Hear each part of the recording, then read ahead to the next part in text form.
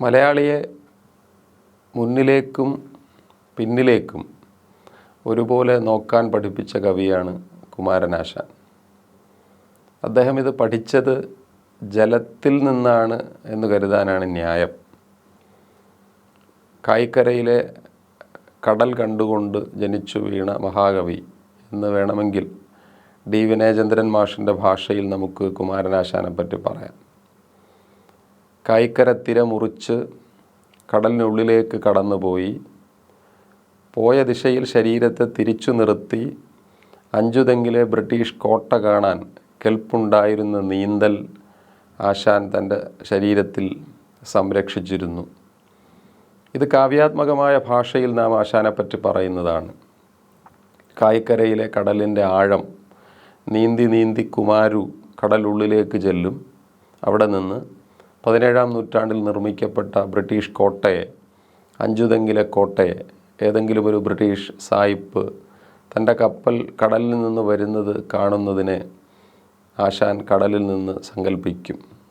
ഇങ്ങനെ സമുദ്രത്തിൻ്റെ ലവണജലത്തിൽ നീന്തി അക്കരെ പോകാൻ കെൽപ്പുണ്ടായിരുന്ന ആത്മവിശ്വാസമാണ് കുമാരനാശാനെ കടലിൻ്റെ പുത്രനാക്കി മാറ്റിയതെങ്കിൽ, അഞ്ചുതെങ്ങിലെ കോഴിത്തോട്ടം കായൽ നീന്തി അക്കരെ പോയി തയ്യിലയ്യനെ തൊഴുത് തിരിച്ചു വന്നിരുന്ന മത്സരത്തിൽ പങ്കെടുത്തിരുന്ന കൊച്ചു കുമാരുവിനെ പറ്റിയും നമുക്കറിയാം.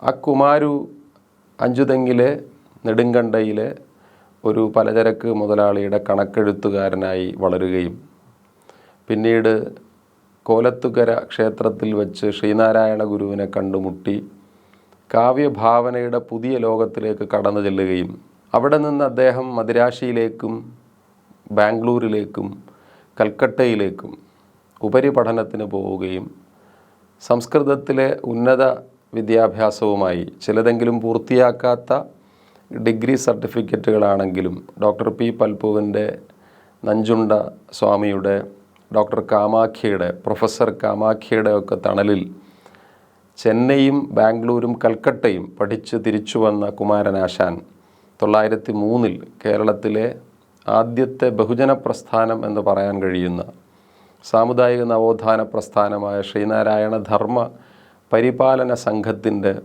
സെക്രട്ടറിഷിപ്പിലേക്ക് എത്തിച്ചേരുന്നു. അദ്ദേഹം വളരെ ചെറിയ പ്രായത്തിൽ ഒട്ടും തന്നെ പ്രാമാണിത്വമില്ലാതെ ജാതി ജന്മി മേധാവിത്വത്തെ വെല്ലുവിളിക്കുന്ന, ഒരുപക്ഷെ ശ്രീനാരായണ ധർമ്മം എന്ന് പറയുന്ന ജാതിഭേദം മതദ്വേഷം ഏതുമില്ലാതെ എന്ന വലിയ സെക്യുലർ മുദ്രാവാക്യത്തിൻ്റെ കാവൽക്കാരനായി ആ സംഘടനയുടെ സെക്രട്ടറിഷിപ്പിലേക്ക് എത്തിച്ചേരുന്ന ചരിത്ര മുഹൂർത്തം പല രൂപത്തിൽ അടയാളപ്പെടുത്തപ്പെട്ടിട്ടുണ്ട്.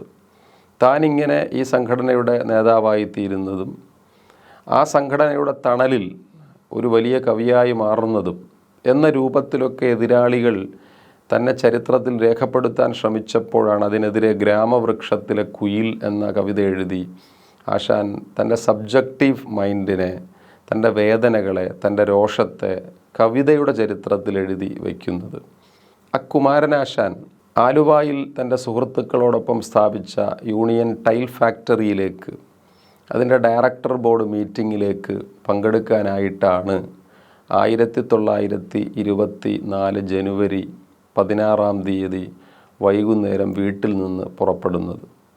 അദ്ദേഹം തോന്നയ്ക്കലിലെ താൻ വാങ്ങിയ, താൻ സ്വന്തമാക്കിയ കൃഷിയിടം ഉൾപ്പെടെയുള്ള ചണ്ടാല ഭിക്ഷുകിയിലെ കിണർ എന്ന് വേണമെങ്കിൽ പറയാൻ പറ്റുന്ന, താൻ പണം കൊടുത്ത് നിർമ്മിച്ചെടുത്ത കിണറിൻ്റെ മുറ്റത്തെ ചെറിയ വീട്, ഇന്നും നമുക്ക് ആ വീട് തോന്നയ്ക്കലിലെ ആശാൻ സ്മാരകത്തിൻ്റെ ഭാഗമായി സംരക്ഷിക്കപ്പെട്ടിരിക്കുന്നത്. ആശാൻ്റെ ചെറിയ ഓഫീസ് മുറി, അവിടുത്തെ അടുക്കള, ആശാൻ്റെയും മക്കളുടെയും ഉദ്യാനങ്ങളൊക്കെ ആ നിലയിൽ സംരക്ഷിക്കപ്പെട്ടിരിക്കുന്നത് നമുക്ക് കാണാൻ കഴിയും.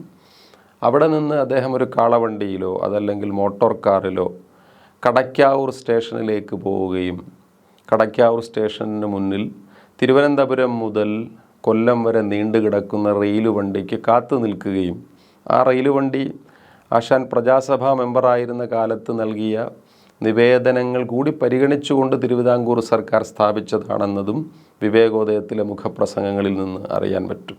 ആ റെയിൽ വണ്ടിയിലേക്ക് കയറി കൊല്ലത്തിറങ്ങുകയും രാത്രി ബോട്ട് ജെട്ടിയിൽ നിന്ന് ആലപ്പുഴയ്ക്ക് പുറപ്പെടുന്ന അന്നത്തെ പ്രസിദ്ധമായ റെഡീമർ ബോട്ട് ഒന്നിരാട ദിവസമാണ്, ഒരു ദിവസമുണ്ടെങ്കിൽ മറ്റൊരു ദിവസമില്ല എന്ന കണക്കിലാണെന്ന് ഓടിക്കൊണ്ടിരുന്നത്. ആ റെഡീമർ ബോട്ട് ചേർത്തലക്കാരനായ പാപ്പി വക്കീലിൻ്റെ ഉടമസ്ഥതയിലുള്ള റെഡീമർ ബോട്ടിൽ 8:30 ടിക്കറ്റ് എടുത്ത് കയറിയിരിക്കുമ്പോൾ അതിൻ്റെ ഫസ്റ്റ് ക്ലാസ്സിലേക്ക് എന്ന് ചില ചരിത്രങ്ങൾ, അതല്ല സെക്കൻഡ് ക്ലാസ്സിലെ യാത്രക്കാരനായി എന്ന് മറ്റു ചില ചരിത്രങ്ങൾ. പക്ഷേ 1-ാം ക്ലാസ്സിൽ തലയെടുപ്പോടുകൂടി തൻ്റെ തൊപ്പിയും കോട്ടും പെട്ടിയും കവിതാ ബുക്കുമായി കയറിയിരിക്കുന്ന കുമാരനാശാനെ നമുക്ക് ഇന്നും കാണാൻ കഴിയും.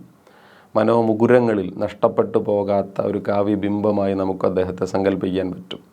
റെഡീമർ ഉള്ള ദിവസം റെഡീമറിനാണ് പ്രീതി കൂടുതൽ എന്നത് റെഡീമറിനോട് അസൂയയുള്ളവർ പറഞ്ഞു പരത്തുന്ന ഒരു കഥയുമാണ്.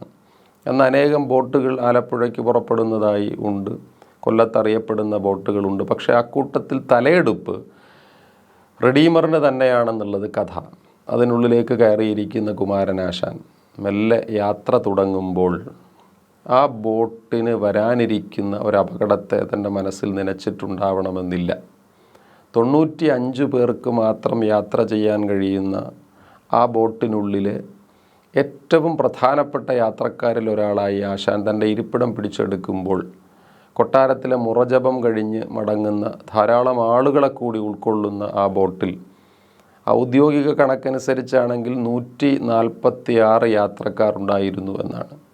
അന്നത്തെ പത്രങ്ങൾ റിപ്പോർട്ട് ചെയ്യുന്നത് വെച്ചിട്ട് അനുവദിച്ചതിലും ഇരട്ടിയോളം ആളുകളെ കയറ്റിക്കൊണ്ട് മുന്നോട്ട് പോയ റെഡീമറിൽ യാത്രക്കാർ വലിയ രീതിയിൽ പരാതി ഉന്നയിക്കാൻ ആരംഭിച്ചു.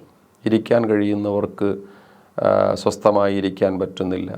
മുൻപാണെങ്കിൽ നിന്നാലും ഇരുന്നാലും കാഴ്ചകൾ കണ്ട് ഒന്നുറങ്ങിപ്പോയാലും റെഡീമർ യാത്ര സുഖകരമായിരുന്നെങ്കിൽ ഇന്നത്തെ റെഡീമർ ഞങ്ങൾക്കൊരു സ്വാസ്ഥ്യവും തരുന്നില്ല എന്ന് ആളുകൾ നിരന്തരമായി പരാതി ഉന്നയിച്ചിട്ടും ആ ബോട്ടിൻ്റെ ലീഡറായിരുന്ന, ബോട്ട് മാനേജറായിരുന്ന, ബോട്ട് മാസ്റ്റർ എന്ന റിപ്പോർട്ടിൽ മാസ്റ്ററായിരുന്ന അറുമുഖൻ പിള്ള യാത്രക്കാരുടെ പരാതിക്ക് ഒരു വിലയും കൊടുക്കുകയുണ്ടായില്ല എന്ന് മാത്രമല്ല, അദ്ദേഹം അവരെ മോശപ്പെട്ട ഭാഷയിൽ ആക്ഷേപിച്ചതിനെക്കുറിച്ചും പിൽക്കാലത്തുള്ള റിപ്പോർട്ടിൽ, പോലീസ് റിപ്പോർട്ടിൽ നമുക്ക് കാണാൻ പറ്റും.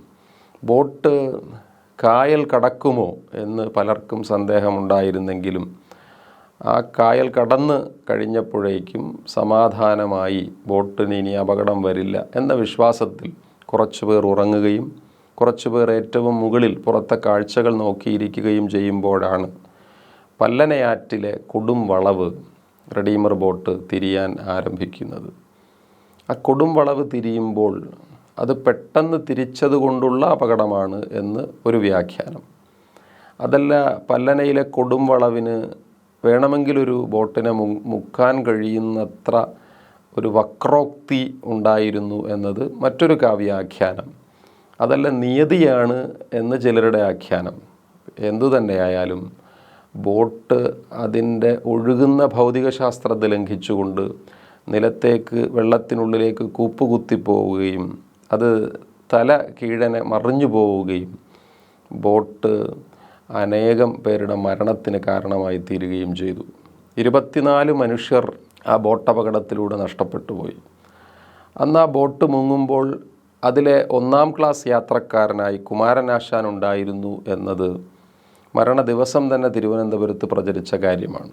അതിനെപ്പറ്റി പിൽക്കാലത്ത് ആശാൻ സ്മരണ എഴുതുന്ന അന്നത്തെ കമ്മിറ്റി റിപ്പോർട്ട് തയ്യാറാക്കിയവരിൽ ഒരാളായിട്ടുള്ള എൻ കുമാരൻ അദ്ദേഹത്തിൻ്റെ ലേഖനം അനുസരിച്ചിട്ടാണെങ്കിൽ ആശാൻ്റെ മരണത്തെ പറ്റിയിട്ടുള്ള അഭ്യൂഹങ്ങൾ, ഒട്ടേറെ തെറ്റിദ്ധാരണകൾ അന്നു തന്നെ തിരുവനന്തപുരത്തേക്ക് കമ്പിയടിച്ച് ഒരുപാട് പേർ അറിയിച്ചതിനെക്കുറിച്ചും അന്ന് തിരുവനന്തപുരം നഗരത്തിലെ ഏറ്റവും പ്രധാനപ്പെട്ട വാർത്ത ആശാൻ്റെ അത്യാഹിതമായിരുന്നു എന്നതിനെക്കുറിച്ചുമൊക്കെ അദ്ദേഹം ഓർമ്മിക്കുന്നുണ്ട്. എന്തുതന്നെയായാലും ആശാൻ്റെ ശരീരം ജലം ഭക്ഷിച്ചുകൊണ്ടിരിക്കുന്ന ആ സന്ദർഭം ആശാൻ്റെ കവിതയെ തന്നെ മറ്റൊരു രൂപത്തിൽ വായിക്കാൻ നമ്മളെ പ്രേരിപ്പിക്കുന്ന ഒരു കാര്യമാണ്. എന്തിനാണ് ഈ കവി ജലത്തിൽ നീന്തിത്തുടിക്കുന്ന കവി? ഞാൻ തുടക്കത്തിൽ പറഞ്ഞതുപോലെ സമുദ്രത്തിലേക്ക് പോയി അഞ്ചുതെങ്ങ് കോട്ട കാണാൻ കെൽപ്പുണ്ടായിരുന്ന അത്ര നീന്തലിനെ തൻ്റെ ശരീരത്തിൽ സൂക്ഷ്മവൽക്കരിച്ചിരുന്ന കവി. ആശാനെപ്പറ്റി പറയുമ്പോൾ അങ്ങനെയുള്ള ഒരു ഭാഷയാണ് ആശാൻ്റെ ശരീരത്തിന് ചേരുക. സൂക്ഷ്മവൽക്കരിച്ചിരുന്ന നീന്തലിനെ തൻ്റെ ശരീരത്തിൽ സൂക്ഷ്മവൽക്കരിച്ചിരുന്ന കുമാരനാശാൻ, തയ്യലയ്യനെ തൊട്ട് അതിവേഗതയിൽ തിരിച്ചു വന്ന് ഒട്ടേറെ സമ്മാനങ്ങൾ നേടിയിട്ടുള്ള കോഴിത്തോട്ടം കായലിലെ അതിവിദഗ്ധനായ നീന്തലുകാരൻ പല്ലനയാറ്റിലെ ശുദ്ധജലത്തിലെ 9-10 അടി വരുന്ന ആഴത്തിൽ മുങ്ങിപ്പോയി എന്നുള്ളത് നമുക്കോ അന്നുള്ളവർക്കോ വിശ്വസിക്കാൻ കഴിയുന്ന ഒരു കാര്യമായിരുന്നില്ല. പക്ഷേ ബോട്ട് മുങ്ങുമ്പോൾ ആ മുങ്ങലിൽ അതിൻ്റെ പ്രൊപ്പല്ലർ മുകളിലേക്ക് നിന്നിരുന്നുവെന്നും ഒട്ടേറെ മനുഷ്യക്ലേശം കൊണ്ടാണ് ആ ബോട്ടിനെ ഒന്ന് ഉയർത്തിയെടുത്തത് എന്നും അന്നേ തന്നെ ആ ബോട്ട് അത്യാഹിതത്തെപ്പറ്റി അന്വേഷിച്ചിരുന്ന കമ്മിറ്റി റിപ്പോർട്ട് ചെയ്തിരുന്നു. അന്ന് ഈ അഭ്യൂഹങ്ങൾക്ക് വിരാമം വിട്ടുകൊണ്ട് ആശാൻ്റെ മരണത്തിൽ ഒരു കോൺസ്പിറസി ഉണ്ട്, ഗൂഢാലോചനയുണ്ട് എന്ന വാദങ്ങൾക്ക് തടയിട്ടുകൊണ്ട് ഇതിൻ്റെ നിജസ്ഥിതിയെപ്പറ്റി അന്വേഷിക്കാൻ തിരുവിതാംകൂർ സർക്കാർ ഒരു കമ്മിറ്റിയെ നിയോഗിക്കുകയുണ്ടായി. ഹൈക്കോടതിയിൽ നിന്ന് വിരമിച്ചിരുന്ന ജസ്റ്റിസ് പി ചെറിയാൻ ആയിരുന്നു ആ കമ്മിറ്റിയുടെ അധ്യക്ഷൻ. ആ കമ്മിറ്റിയിൽ അന്നത്തെ പോലീസ് കമ്മീഷണർ മിസ്റ്റർ പീറ്റ്, അന്നത്തെ എക്സിക്യൂട്ടീവ് എഞ്ചിനീയർ, PWD എഞ്ചിനീയർ, അതുപോലെ തന്നെ പ്രജാസഭാ മെമ്പർമാരായ N കുമാരനടക്കമുള്ള 2 പേർ, നടേശ് അയ്യർ ഉൾപ്പെടെയുള്ള 5 പേരടങ്ങുന്ന ഒരു കമ്മിറ്റി 21 സിറ്റിംഗ് നടത്തി. ആലപ്പുഴയിലും കൊല്ലത്തുമുള്ള 3 സ്ഥലങ്ങളിൽ വെച്ച് 21 സിറ്റിംഗ് നടത്തി. അതിലെ അവശേഷിച്ചിരുന്ന യാത്രക്കാർ, അവരുടെ ബന്ധുക്കൾ, മരണപ്പെട്ടവരുടെ ബന്ധുക്കൾ, ദൃക്സാക്ഷികളടക്കമുള്ള ധാരാളം പേരെ അന്വേഷിച്ച് ഈ അപകടത്തിൻ്റെ യഥാർത്ഥമായ കാരണം അതിൽ അനുവദിച്ചതിലേറെ ഭാരം കയറ്റിയതാണെന്നും ഈ പരാതി കൊല്ലം മുതൽ തന്നെ ഉന്നയിച്ച യാത്രക്കാരോട് ബോട്ട് മാസ്റ്റർ വളരെ മോശപ്പെട്ട രീതിയിലാണ് പെരുമാറിയതെന്നും ഒക്കെ പറയുന്നുണ്ട്. ഈ സംഭവത്തിലെ ഏറ്റവും നാടകീയമായിട്ടുള്ള കാര്യം ഞാൻ പറഞ്ഞതുപോലെ ജലത്തിലേക്ക് നീന്തലറിയാവുന്ന ഒരാൾ മുങ്ങിപ്പോകുന്ന സങ്കല്പത്തെ, ആ നിമിഷത്തെ വേണമെങ്കിൽ നമുക്ക് കാവ്യാത്മകമായി ഒന്ന് സങ്കല്പിക്കാം.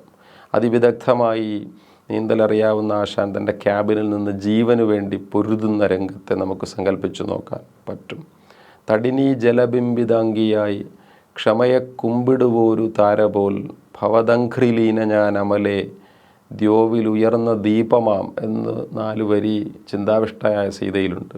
ഒരു നക്ഷത്രത്തെ കാവ്യബിംബമാക്കി മാറ്റുന്നത് എങ്ങനെ എന്നതിന് ഉദാഹരിക്കാവുന്ന ഒരു ശ്ലോകം കൂടിയാണത്. സീത ഭൂമിയിലേക്ക് ആണ്ടുപോകുന്നതിന് തൊട്ടു മുന്നിലുള്ള നിമിഷത്തെ പറ്റിയിട്ടുള്ള പ്രസുവയെ കൂപ്പി ഉയർന്നു ഞാൻ പൊങ്ങിടും, ഞാൻ മരിക്കാൻ പോവുകയാണ്, ഞാൻ നിൻ്റെ മടിത്തട്ടിലേക്ക് വരികയാണെന്ന് ഭൂമിയോട് ഭൂമിപുത്രി പറയുകയാണ്. നൃപനീതിയെ വെല്ലുവിളിച്ചുകൊണ്ടാണ് അവൾ ഞാൻ മരണപ്പെടുകയാണ്, അല്ലയോ പ്രിയപ്പെട്ടവനെ, നീയാകുന്ന ശാഖി വിട്ട്, ഭുജശാഖി വിട്ട് ഞാൻ ഗഗനത്തിലേക്ക് ഉയരുകയാണ് എന്ന് പറയും. ഒരുപക്ഷെ ആ സന്ദർഭങ്ങളൊക്കെ ഉദ്ധരിക്കുന്ന ചിന്താവിഷ്ടയായ സീതയിലെ കവിതയിലെ ഇതുപോലെ ഞാനൊരു നക്ഷത്രത്തെ ആകാശത്ത് കാണുന്നു, ആ നക്ഷത്രം ഇതാ ജലത്തിൽ പ്രതിബിംബിക്കുന്നു. ആ പ്രതിബിംബം ഒരു കാവ്യബിംബമാണ്. നക്ഷത്രമാണ് റിയലിസ്റ്റിക് ആയിട്ടുള്ള ഭൗതിക യാഥാർത്ഥ്യം.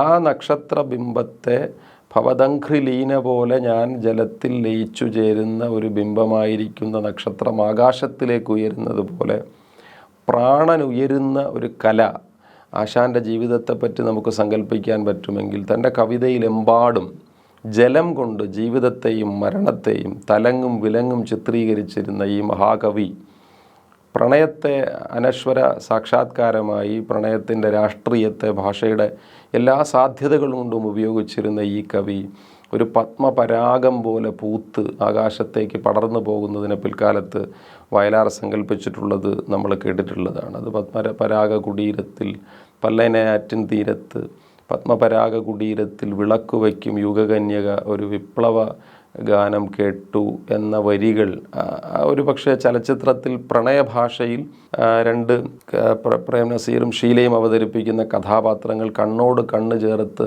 ഈ വിപ്ലവം പാടുമ്പോൾ പ്രണയം ഒരു വിപ്ലവമാണ്, സ്നേഹിക്കാൻ കഴിയുക എന്നതൊരു വിപ്ലവമാണ് എന്ന് തെളിയിച്ച കുമാരനാശാൻ്റെ കാവ്യജീവിതത്തെ മുഴുവൻ വയലാർ ആ വരികളിൽ സന്നിവേശിപ്പിച്ചിട്ടുണ്ട്. ആ കാവ്യജീവിതമാണ് ജലത്തിലേക്ക് അലിഞ്ഞലിഞ്ഞു ചേർന്ന് പല്ലനയുടെ മുറ്റത്ത് വെച്ച് ഇല്ലാതായി എന്നതാണ് റെഡീമർ മറിയുമ്പോഴുള്ള ചരിത്രം. ആശാൻ്റെ ശരീരം പെട്ടെന്ന് ലഭിക്കുകയുണ്ടായില്ല. എന്നാൽ മാത്രമല്ല 24 പേരിൽ ചിലരെയെങ്കിലും തിരിച്ചറിയാൻ പലർക്കും കഴിഞ്ഞതുമില്ല. അതുകൊണ്ട് 4 പേരെ തിരിച്ചറിയാൻ കഴിയാത്ത 4 പേരെ പുറത്തെടുത്ത് അവരുടെ ശവസംസ്കാരം പോലീസ് നടത്തുന്നതിന് തൊട്ടു മുൻപ് അവരുടെ ചിത്രങ്ങൾ എടുത്തതിനെക്കുറിച്ച് നമുക്ക് ഈ സർക്കാർ റിപ്പോർട്ടിൽ കാണാൻ പറ്റും. ഹരിപ്പാട്ടു നിന്നൊരു ഫോട്ടോഗ്രാഫറെ അപകടം നടന്നതിൻ്റെ പിറ്റേ ദിവസം 17-ാം തീയതി പുലർച്ചയ്ക്ക് 5 മണിക്ക് അപകടം നടക്കുന്നു. 18-ാം തീയതി 11 മണിയോടുകൂടി ഹരിപ്പാട്ടു നിന്ന് ഒരു ഫോട്ടോഗ്രാഫറെ പല്ലനയിലേക്ക് കൊണ്ടുവന്ന് ഈ മരണപ്പെട്ടവരുടെ ഫോട്ടോഗ്രാഫ് ചെയ്തതിനെക്കുറിച്ച് റിപ്പോർട്ടിലുണ്ട്. വേണമെങ്കിൽ നമുക്കൊന്ന് ആലോചിച്ചു നോക്കാം, ആ ഫോട്ടോഗ്രാഫർ ആശാൻ്റെ ശരീരവും ഫോട്ടോഗ്രാഫ് ചെയ്തിട്ടുണ്ടാകുമോ? പ്രൊപ്പല്ലർ മുകളിലേക്ക് കാട്ടി ജലത്തിന് മുന്നിൽ മറിഞ്ഞുപോയ റെഡീമറിൻ്റെ ചിത്രം അദ്ദേഹം എടുത്തിട്ടുണ്ടാകുമോ? അത് ഗവേഷണാത്മകമായിട്ടുള്ളൊരു ക്വസ്റ്റ്യനാണ്. എന്ത് തന്നെ ആയാലും ഏറ്റവും ഒടുവിലെ മനുഷ്യനെ കരയിലേക്ക് എടുത്തു വയ്ക്കുമ്പോൾ 4 ദിവസമായി എന്നത് ചരിത്രം. ആശാൻ്റെ ശരീരത്തെ എടുക്കുമ്പോൾ 26 മണിക്കൂർ കഴിഞ്ഞിരുന്നു. അപ്പോഴേക്കും അത് എങ്ങോട്ടേക്കും കൊണ്ടുപോകാൻ കഴിയാത്ത രീതിയിൽ ആ ശരീരപ്രകൃതി പരിണമിച്ചു പോയി എന്ന് CV കുഞ്ഞിരാമൻ. ജലം അലിയിച്ചു കളയാൻ ശ്രമിച്ച ആ ശരീരം, നേരത്തെ ഞാൻ പറഞ്ഞതുപോലെ ജലം കൊണ്ട് കേരളത്തിൻ്റെ സാമൂഹിക ചരിത്രത്തെ, അയിത്ത ചരിത്രത്തെ ശുദ്ധീകരിച്ച ഒരു കവനകലയുടെ ഉടമസ്ഥനുമാണ് എന്നുള്ളതും കൂടി നമ്മൾ മറക്കാതിരിക്കണം. ചണ്ഡാല ഭിക്ഷുകിയിലെ വിശ്രുതമായ വരികളുണ്ടല്ലോ, ജാതി ചോദിക്കുന്നില്ല ഞാൻ സോദരി, കുടിനീര് ചോദിച്ച ആനന്ദതീർത്ഥനോട്. വേണമെങ്കിൽ ആശാൻ്റെ മരണത്തിന് ശേഷം കേരള ചരിത്രത്തിൻ്റെ ഭാഗമായി തീർന്ന ഗുരുവിൻ്റെ പ്രിയപ്പെട്ട ശിഷ്യൻ ആനന്ദശേണായി എന്ന ആനന്ദതീർത്ഥൻ പോലെ ശാമരജാതിയിൽ പിറന്ന മാതങ്കിയോട് വെള്ളം ചോദിക്കുന്ന ആനന്ദന് അങ്ങ് എന്തറിഞ്ഞിട്ടാണ് എന്നോട് വെള്ളം ചോദിക്കുന്നത്? അങ്ങൻ്റെ ജാതി മനസ്സിലാക്കിയില്ലയോ എന്നതിന് ജാതി ചോദിക്കുന്നില്ല ഞാൻ സോദരി, കുടിനീര് തണ്ണി, ദാഹത്തിൻ്റെ തണ്ണി, ആ വെള്ളം അവൾ ഒഴിച്ചു കൊടുക്കുന്നതോടുകൂടി ഇന്ത്യയുടെ ജാതി സമ്പ്രദായത്തിലൊരു കഴുകൽ നടത്തിയ കവിയാണ് കുമാരനാശാൻ. അതുകൊണ്ട് ആശാൻ വരിയിൽ എഴുതി വയ്ക്കും, നീ തരുന്ന ഓരോരോ തുള്ളി വെള്ളവും, നീ ഒഴിച്ചു കൊടുത്ത ഓരോരോ തുള്ളിയും അന്തമറ്റ സുഹൃതഹാരങ്ങൾ നിന്നന്തരാത്മാവിൽ അർപ്പിക്കുന്നുണ്ടാവാം. ജലത്തെ ഒരു ടോട്ടൽ സബ്സ്റ്റൻസായി എടുത്തുകൊണ്ടല്ല. അതുകൊണ്ട് ആശാൻ്റെ പ്രതിഭ കേവലമായ കാവ്യപ്രതിഭ അല്ല എന്നുള്ളതിന് ഉദാഹരിക്കാൻ പറ്റുന്ന ഏറ്റവും നല്ല തെളിവാണിത്. ജലത്തെ ഒരു ടോട്ടൽ സബ്സ്റ്റൻസ് ആയിട്ടില്ല, മറിച്ച് ജലം എന്ന പ്യൂരിഫിക്കേഷൻ ഏജൻറ്റിനെ ഓരോരോ തുള്ളിയായി സങ്കല്പിച്ചുകൊണ്ട് ആ ഓരോ തുള്ളിയും അന്തമറ്റ സുഹൃതഹാരങ്ങൾ നമ്മുടെ പരിണാമബോധത്തിനുള്ളിൽ, പുരോഗമന മാനസികാവസ്ഥയ്ക്കുള്ളിൽ നിർമ്മിച്ചെടുക്കുന്ന ആ കവനകലയുടെ ഏറ്റവും വലിയ ആശാൻ കരയിലേക്ക് വരുമ്പോൾ 26 മണിക്കൂർ കഴിഞ്ഞിരുന്നു. ഞങ്ങൾ ആശാനെ തരില്ല, ഇവിടെ നിന്ന് വിട്ടു തരില്ല എന്ന് പല്ലനക്കാർ ഉറക്കെ വിളിച്ചു പറഞ്ഞു. കുഞ്ഞിരാമനെ പോലെയുള്ളവർക്ക് അദ്ദേഹം വാർദ്ധക്യകാലത്ത് മുനിസേവയ്ക്ക്, മുനിവൃത്തിക്ക് തിരഞ്ഞെടുത്തിരുന്ന ശിവഗിരിയിലെ മണ്ണിലേക്ക് കൊണ്ടുപോകണമെന്നുണ്ടായിരുന്നെങ്കിലും ഒന്നനക്കാൻ പോലും കഴിയാത്ത രീതിയിൽ പരിണമിച്ചു പോയ ആ ജഡത്തെ പല്ലനയിൽ തന്നെ സംസ്കരിക്കുമ്പോഴേക്കും മണിക്കൂർ 30 കഴിഞ്ഞിരുന്നു. ഈ കുമാരനാശാൻ ജലത്തിലേക്ക് പിന്നീട് മണ്ണിലേക്ക് അലിഞ്ഞു തീരുമ്പോഴും ആശാനെ സംബന്ധിച്ചിട്ടുള്ള വിവാദങ്ങൾ കെട്ടടങ്ങിയിരുന്നില്ല. ഇപ്പോഴും അത് കെട്ടടങ്ങുന്നില്ല.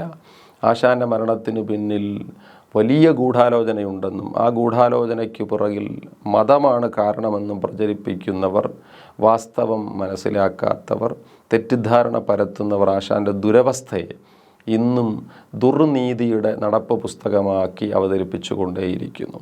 അദ്ദേഹം ഒരു മതത്തെ അവതരിപ്പിക്കുമ്പോൾ ആ മതവിശ്വാസത്തിൽപ്പെട്ടവരെ അദ്ദേഹം ക്രൂരർ എന്ന് വിശേഷിപ്പിച്ചുവെന്നും അങ്ങനെ വിശേഷിപ്പിച്ചത് കാരണമായി ആ മതവിശ്വാസികളിൽ ചിലർക്ക് അദ്ദേഹത്തോട് വൈരാഗ്യമുണ്ടായി എന്നും ആ പകയാണ് റെഡീമർ ബോട്ടിനെ മുക്കിക്കളഞ്ഞതെന്നും ഒക്കെ പറയുന്നവർ മരിച്ചുപോയി 24 പേരുടെ കൂട്ടത്തിൽ ഒരാൾ മാത്രമായിരുന്നു ആശാനെന്നും ബാക്കി 23 പേരോടും തങ്ങൾ ചരിത്രപരമായ നീതി പുലർത്തേണ്ടതുണ്ട് എന്നും ആലോചിക്കുന്നവരല്ല. ഈ വാദത്തെ അപ്പോൾ തന്നെ അക്കാലത്ത് തന്നെ അന്വേഷണ കമ്മീഷനും പത്രങ്ങളും തള്ളിക്കളഞ്ഞതാണെങ്കിലും ആ വാദം ഒരുപക്ഷെ ഇപ്പോഴും നമ്മുടെ ഇടയിൽ അതിശക്തമായി വന്നുകൊണ്ടിരിക്കുകയാണ്.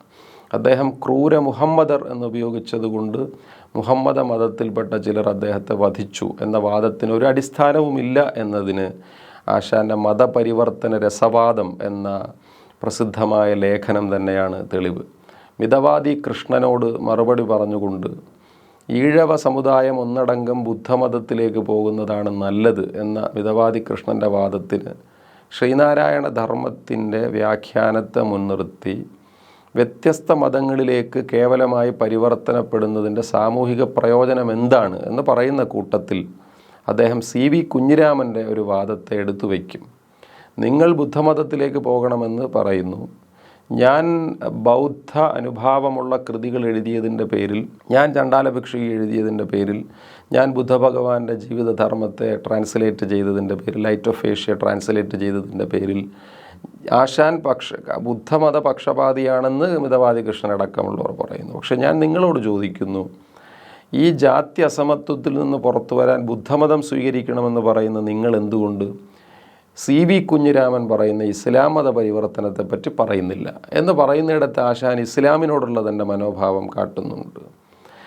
തങ്ങളുടെ മുന്നിലുള്ള ജാതി ശത്രുക്കളോട്, അധർമ്മത്തിലേക്ക് വ്യതിചലിക്കണമെന്ന് പറയുന്നവരോട് തങ്ങളുടെ കൈക്കരുത്തുകൾ കൊണ്ട് പ്രതിരോധിക്കാൻ കഴിയുന്ന പൗരുഷ ശക്തിയുള്ള ഇസ്ലാം മതത്തിലേക്ക് പോകണമെന്ന് എന്തുകൊണ്ട് നിങ്ങൾ പറയുന്നില്ല എന്നതിന് ശേഷം ആശാൻ പറയും, സ്നേഹത്തിനും സാഹോദര്യത്തിനും ഇതുപോലെ പേരുകേട്ട മറ്റൊരു മതം ഇല്ല എന്നുള്ളത് പ്രസിദ്ധമാണല്ലോ എന്ന് ഏറ്റവും ആത്മാർത്ഥമായ ഭാഷയിൽ പറയുന്ന കുമാരനാശാൻ തൻ്റെ ദുരവസ്ഥയിൽ ക്രൂര മുഹമ്മദർ എന്ന് പ്രയോഗിച്ചതിൻ്റെ പശ്ചാത്തലം അക്കാലത്ത് മതാടിസ്ഥാനത്തിൽ ജനങ്ങൾക്കിടയിൽ വിഭജനം നടത്താൻ ശ്രമിച്ച ചുരുക്കം ചിലരോടുള്ള വിമർശനമാണ് എന്ന് അദ്ദേഹം തന്നെ വ്യക്തമാക്കിയിട്ടുള്ളതാണ്. അത് ആ കാവ്യത്തിൻ്റെ പശ്ചാത്തലത്തിൽ ഒന്ന് മാത്രമാണ് എന്നിരിക്കെ ഇപ്പോഴും ഈ ഗൂഢാലോചന പുറത്തു വരുന്നത് കുമാരനാശാനെ കേവല വർഗീയവാദിയാക്കി ചിത്രീകരിച്ചുകൊണ്ട്, കുമാരനാശാൻ നമ്മുടെ സാമൂഹിക ചരിത്രത്തിലെ ഒരു വലിയ വർഗീയ കാവ്യബിംബമാണ് എന്ന് പ്രചരിപ്പിക്കുകയും സ്ഥാപിക്കുകയും ചെയ്യുന്നതിന് വേണ്ടിയിട്ടുള്ള ശ്രമമാണ്. അവർ കുമാരനാശാൻ്റെ മരണത്തെ അതിനുള്ള ഒരു പശ്ചാത്തലമാക്കി മാറ്റുമ്പോൾ അത് അങ്ങനെയല്ല. ചരിത്രം ആശാനിലൂടെ നമുക്കിടയിൽ പ്രവർത്തിക്കുന്നത് ഏറ്റവും മാനവികമായ, ഏറ്റവും സാഹോദര്യപൂർണമായ, ഏറ്റവും മതനിരപേക്ഷമായിട്ടുള്ള സ്വരതാനങ്ങളോടുകൂടിയാണെന്ന് തിരിച്ചറിയാൻ കഴിയുന്ന കൃതികൾ തന്നെയാണ്. വീണപൂവ് അടക്കമുള്ള സർവ്വ കൃതികളും. അദ്ദേഹത്തിൻ്റെ പ്രസിദ്ധമായ ആ പ്രഭാതഗീത പ്രാർത്ഥന നമുക്കറിയാം. ചന്തമേറിയ പൂവിലും ശബളാഭമാം ശലഭത്തിലും. ആ കൃതിയുടെ സ്റ്റാൻസകളിൽ തുടർച്ചയായി വരുന്ന അടുത്ത സ്റ്റാൻസയിലെ ഒരു വരി, അത് മാനവിക ബോധത്തിൻ്റെ ഭാഗമായ സെക്യുലർ ഈശ്വര ബോധമാണെന്നും അത് ശ്രീനാരായണ ഗുരുവിൻ്റെ ദൈവദശകത്തോട് ചേർന്ന് നിൽക്കുന്ന ഈശ്വര സങ്കല്പമാണെന്നും മനസ്സിലാക്കുന്ന ഒരാൾക്കും ആശാൻ ഒരു കേവല വർഗീയവാദിയാണെന്നോ ആശാൻ്റെ മരണത്തിനു മുന്നിൽ കെട്ടിച്ചമച്ച ഒരു ഗൂഢാലോചനയ്ക്കും പങ്കുണ്ട് എന്ന് വിശ്വസിക്കാൻ പറ്റില്ല. അത്രമേൽ സ്നേഹമായിരുന്നു കുമാരനാശാൻ, അത്രമേൽ സ്നേഹിക്കാൻ പഠിപ്പിച്ച കവിയായിരുന്നു കുമാരനാശാൻ. അതുകൊണ്ടാണ് മഹാനായ മുണ്ടശ്ശേരി മാസ്റ്റർ തൻ്റെ ഏറ്റവും പ്രിയപ്പെട്ട ഈ കവിയെ അവതരിപ്പിക്കുമ്പോൾ ദുരവസ്ഥ എഴുതിയതിൻ്റെ പേരിലല്ല, നളിനിയും ലീലയും എഴുതിയ കുമാരനാശാൻ വിപ്ലവത്തിൻ്റെ ശുക്രനക്ഷത്രമാണ് എന്ന് പറഞ്ഞത്. അങ്ങനെ ആശാൻ നമുക്ക് തന്നുപോയ ആ സ്നേഹത്തിൻ്റെ ഓർമ്മപ്പെടലും ഓർമ്മപ്പെടുത്തലുമാണ് 1924 മുതൽ ഈ കൊല്ലം 2024 ജനുവരി 17 വരെയുള്ള 100 കൊല്ലം എന്നത് ഞാൻ മനസ്സിൽ ഓർക്കുകയാണ്.